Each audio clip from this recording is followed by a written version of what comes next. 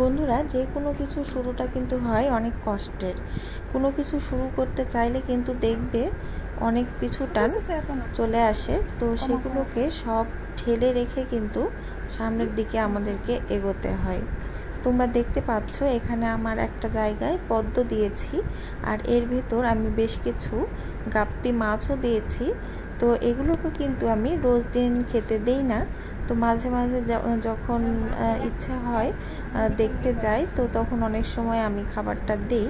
খাবার না দেওয়ার কারণটা হলো এর ভেতরেই কিন্তু খাবার আছে, যেগুলো মাছগুলো খেয়ে খেয়ে একটা অভ্যস্ত হয়ে গিয়েছে। আর এই কৃত্রিম খাবারগুলো যখন আমি দেব, এগুলোর উপর কিন্তু এদের একটা নির্ভরশীলতা তৈরি হয়ে যাবে। আর কোনো কারণে আমি না দিলে কিন্তু দু একদিন যদি না দিতে পারি, সেক্ষেত্রে কিন্তু এগুলো মারা যাওয়ারও সম্ভাবনা থাকে। তো সেই কারণেই আমি মেনলি এই কৃত্রিম খাবারের উপর এদেরকে অভ্যস্ত করিনি। এখানে কিন্তু দুটো মাছ থেকে আমার অনেকগুলো হয়ে গিয়েছে, আবার এগুলো কিন্তু মারাও যায়, আবার নতুন নতুন বাচ্চাও হয় অনেক। তো বন্ধুরা, তোমরা এখানে দেখতে পাচ্ছ আমার ছাদ বাগানটা এলোমেলো। এখানে কিন্তু যে গাছগুলো দেখতে পাচ্ছ, এগুলো কিন্তু সব আমার নিজ হাতে করা। তবে একটা জিনিস আমি বুঝতে পেরেছি বন্ধুরা, স্বাধীনতা অর্জনের চেয়ে কিন্তু স্বাধীনতা রক্ষা করাই অনেক বেশি কষ্টকর।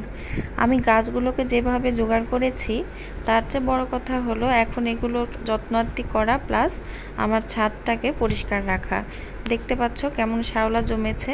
তো এগুলোকে সব কিছু সরিয়ে ছাদটাকে পরিষ্কার রাখা কিন্তু আমার জন্য অনেকটাই কষ্টের হয়ে যায়। তো এবারে আমি কিন্তু একজনের হেল্প নিয়েছি।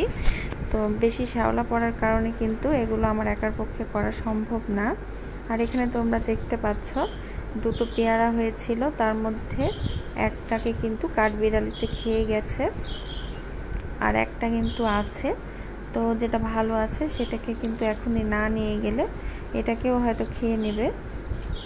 পুরোটা তো খেতেও পারে না, আবার নষ্ট করেও রাখে।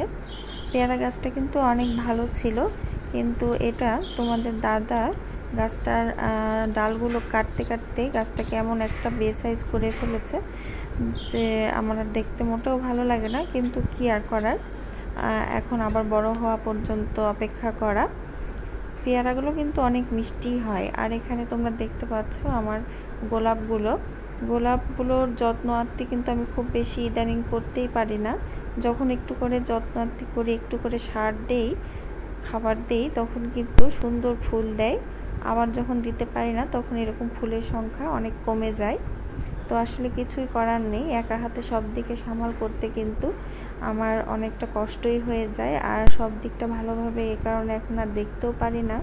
আমার বাসায় এখন ছোট্ট বাচ্চা, তো সেই কারণে কিন্তু আমি আর আমার ছাদ বাগানটাতে ভালো